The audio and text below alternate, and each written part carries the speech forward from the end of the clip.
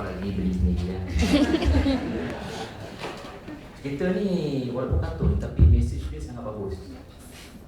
Dia mengubah cara anda melihat seseorang, dan ada beberapa cerita yang anda wajib tengoklah bagi saya sebagai bakal pembina generasi yang akan berdepan dengan manusia.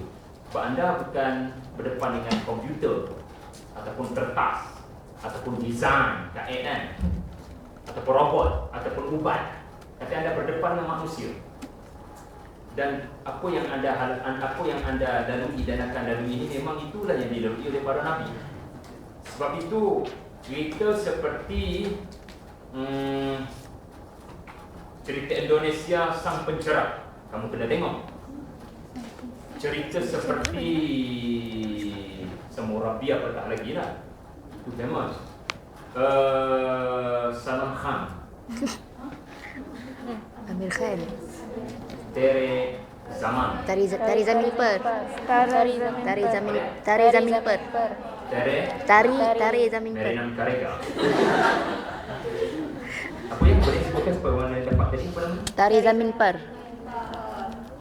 Tere Par Zaman. Apa boleh? Tari Zamin Per, Tere Tari Zamin Per, Tak jelas. Ada dia cari.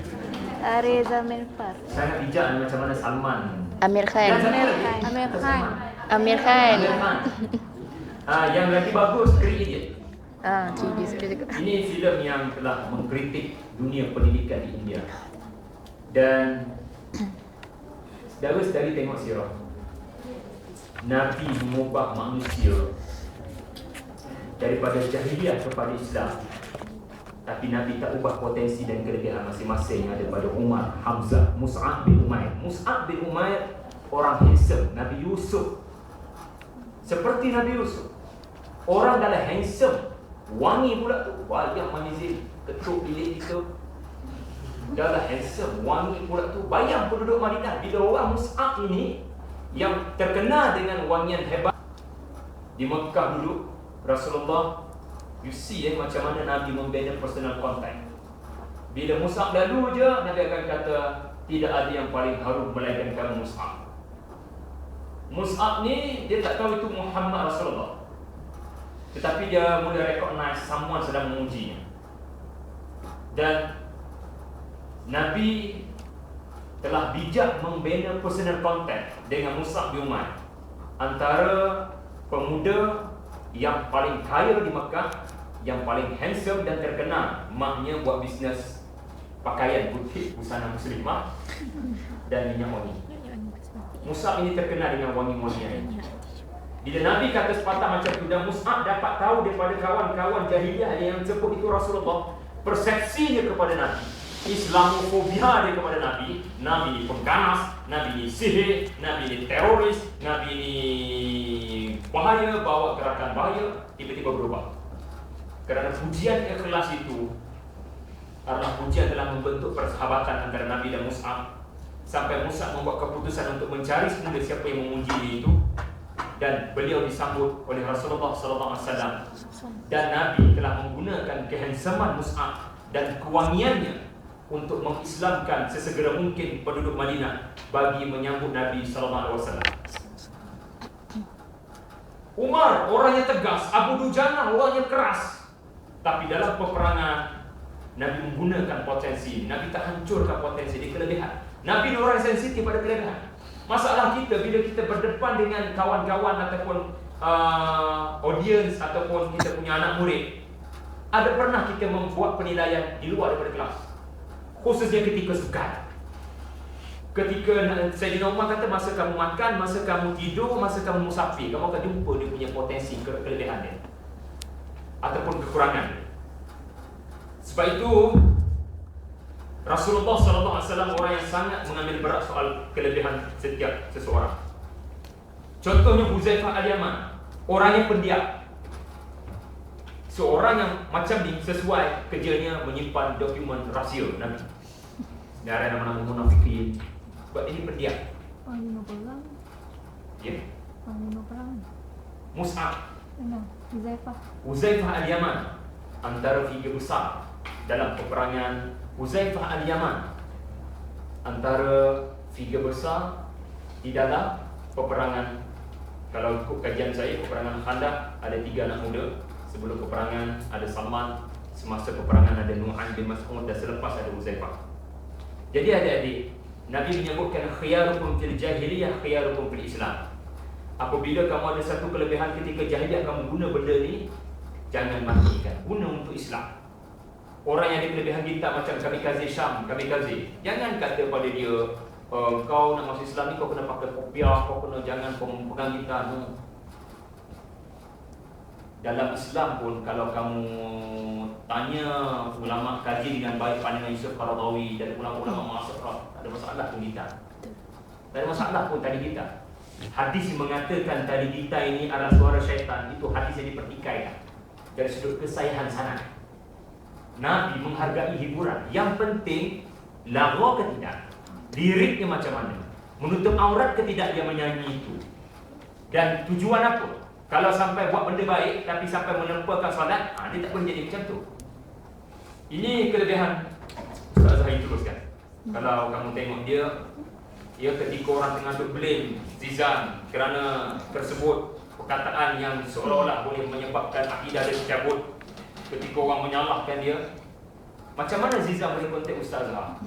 Macam mana seorang selebriti itu boleh kontak Ustazah? Mana mungkin dia kontak kalau tidak ada personal contact lebih awal. Dan bila dia kontak, betul ke saya ni dah murtad? Dia tak sengaja pun dah lirik macam tu, dah skrip macam tu. Ustaz Zahar kata, ya memang kamu tak jatuh murtad pun, tetapi kamu jatuh ke hukum kedua, kau buat fitnah di atas kejahilan kamu. Tetapi dapat tengok macam mana personal contactnya dia telah menyebabkan ketika tahun baru, ya, macam mana kerap anak muda yang datang besar kerana majoriti ni kerap Zizan. Mereka boleh dengar pengisian daripada Ustaz Zahar, ya, ketika tahun baru. Ini penting ulama yang jangan cepat judge book by its cover. Dia tengok dulu kelebihan di mana dah gunakan dia. Ya, Nabi berdoa untuk umat yang jahat gila tu, Allahumma hdi ihdal amarai. Jadikan Islam ni kuat dengan salah seorang umat. Sebab itu jangan cepat kita menyebut perkataan-perkataan tidak baik kepada sesiapa sekalipun, saudara-saudari. Yang penting berdoa. Aaron Aziz ke kan, untuk dapat memeluk Islam. Dan Islam pun itu lebih baik dari keislaman ini.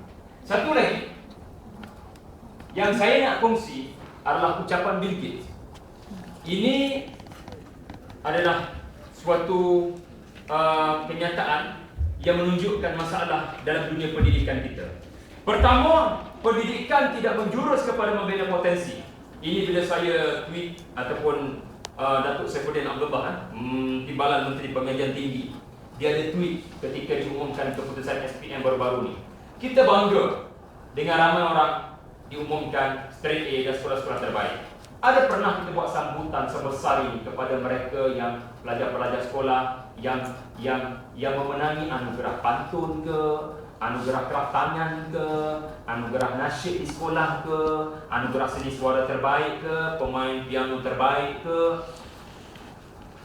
Tetapi yang dibesar-besarkan kejayaan adalah orang yang dapat berapa banyak A dalam peperiksaan.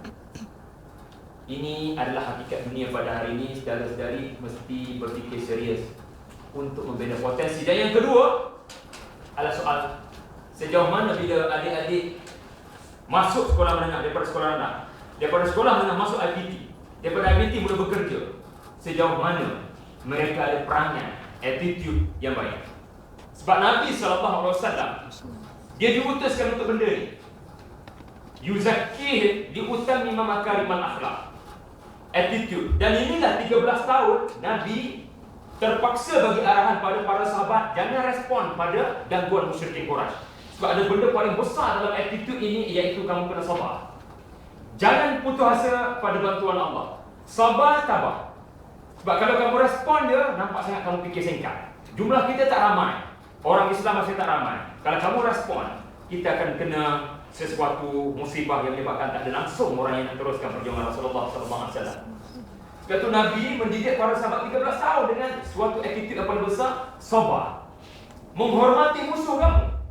Apa pun dia buat, dia lempar najis, kau lontarkan dengan senyuman. Dan hari ini terbukti saudara-saudari, dunia akan dimiliki, kata Bill Gates, orang yang bukan berapa banyak sijil kurikulum ataupun kokurikulumnya, ataupun berapa banyak skill dia ada, tetapi orang yang boleh hormat orang lain, orang yang tidak berputus asa macam dia.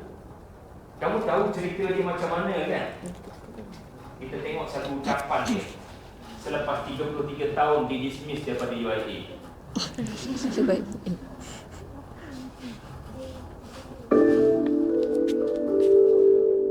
After a 33-year leave of absence from his alma mater, I am pleased to present to you Dr. William Gates.